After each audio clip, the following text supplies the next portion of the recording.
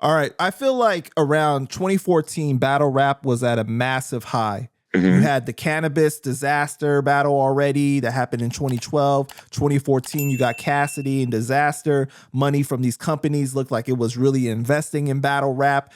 During the Total Slaughter show, you see Disaster saying, yo, this is like UFC. They weren't getting paid a lot before and they stuck with it. It's the same with us. We're going to make lots of money. I don't really think many people besides like a Cassidy has really made that much money off battle rap. You know what I mean? Would you agree? Like to that, maybe Murder Mook? I'm not sure. I'm not necessarily in the business accountant pockets. I think you get whatever you can negotiate. So I think, I do think there are some people who have higher value, but right.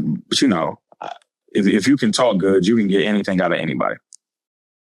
Like, I interviewed Debo from Queen of the Ring, right? Mm-hmm. And he spoke about how there were times they would throw events and not recoup, and it was tough.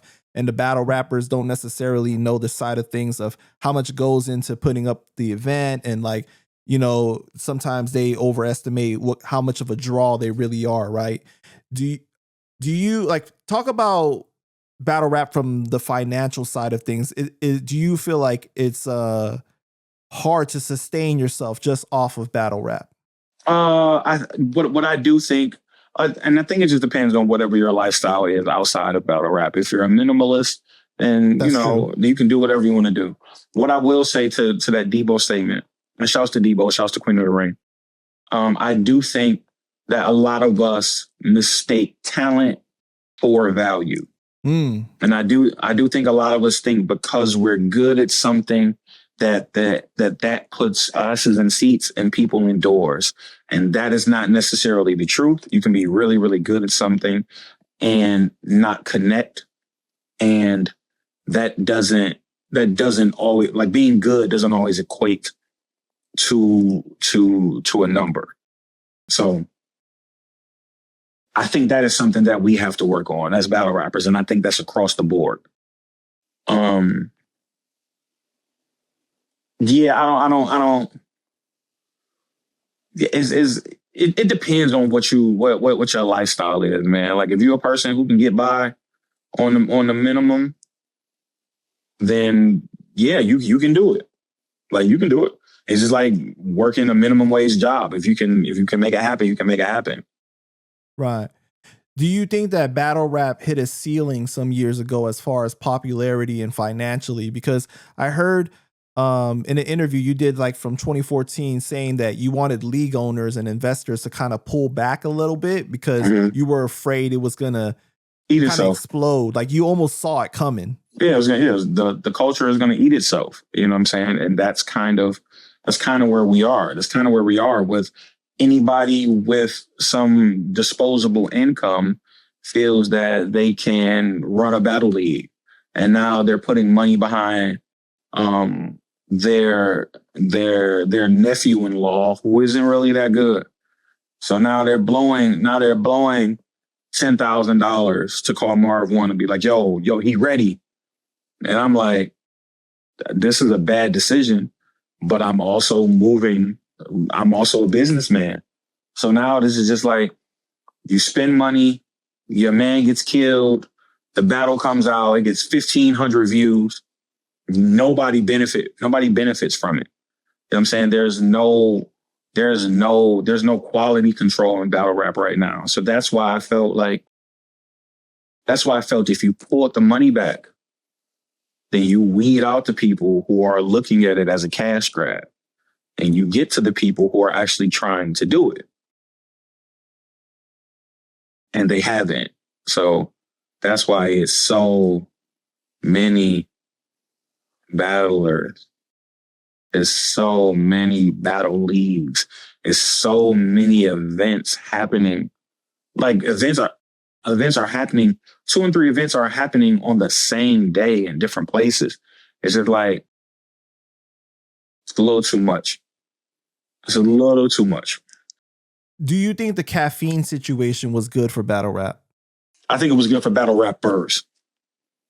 I think everybody who was able to go over there and get a chance to get some of that money that they were overpaying, I think it was good for them. But it didn't create any stars. The caffeine era didn't create any stars. It didn't give us anything new. Honestly, in my opinion. And there are a lot of people. There are a lot of people who went over there and benefited from it. I genuinely hate that I wasn't able to benefit from that. I won't lie. What prevented you from being able to do that? My lack of relationship, I think, with URL. And again, just the fact that I'm a contract guy. I don't have loyalty to a league or to a brand. I was who I was before any of these leagues existed. So, right. I kind of think that plays into it. I think that plays into it. Like, we can't necessarily just tell Marv anything.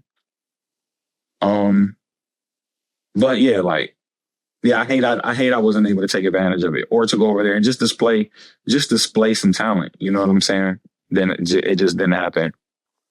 But to everybody who was able to, I think it benefited the rappers. I don't think caffeine got anything from it.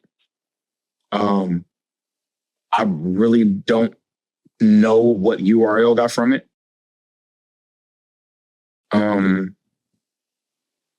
Yeah, the rappers benefited.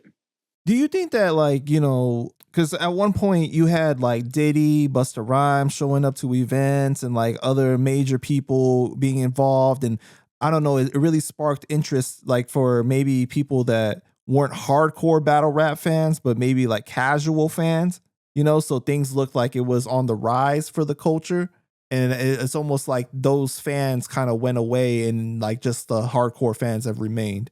Would you agree with that? No.